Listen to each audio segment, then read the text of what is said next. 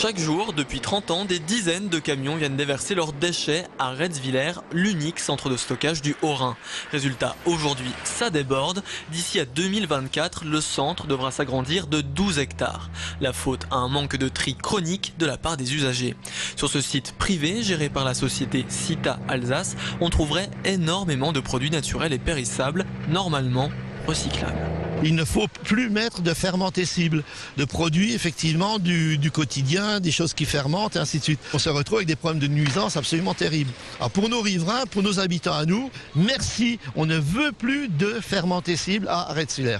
Parce que ça, on sait aujourd'hui en faire autre chose à condition de trier. Par exemple, créer de l'énergie à l'aide d'un méthaniseur ou bien fabriquer du compost. En 2012, la décharge sera agrandie mais sans fermentescibles et surtout avec l'obligation de réduire la quantité de déchets annuels, aujourd'hui de 170 000 tonnes par an.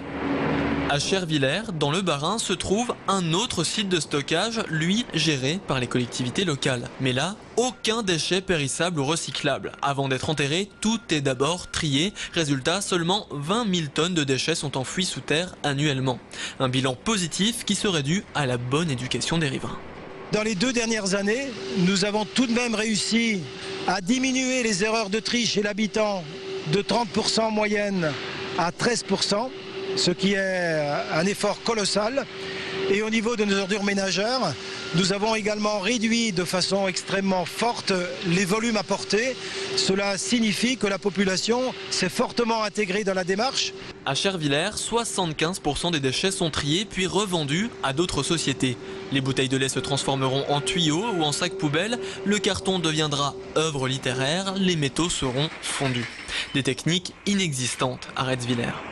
Aujourd'hui, quand on prend du plastique, que ce soit les bouteilles de lait, toutes ces choses-là, on est à des coûts de reprise qui sont au-dessus de 300 € la tonne. Quand on prend l'alu, on est au-dessus de 1000 € la tonne. Quand on prend le papier carton, on est aussi entre 100 et 200 € la tonne. Ça commence à ne pas être forcément pertinent de jeter des produits qui aujourd'hui ont de plus en plus de valeur. À l'avenir, le tri des déchets deviendra incontournable et en plus, ce sera un moyen de faire des économies.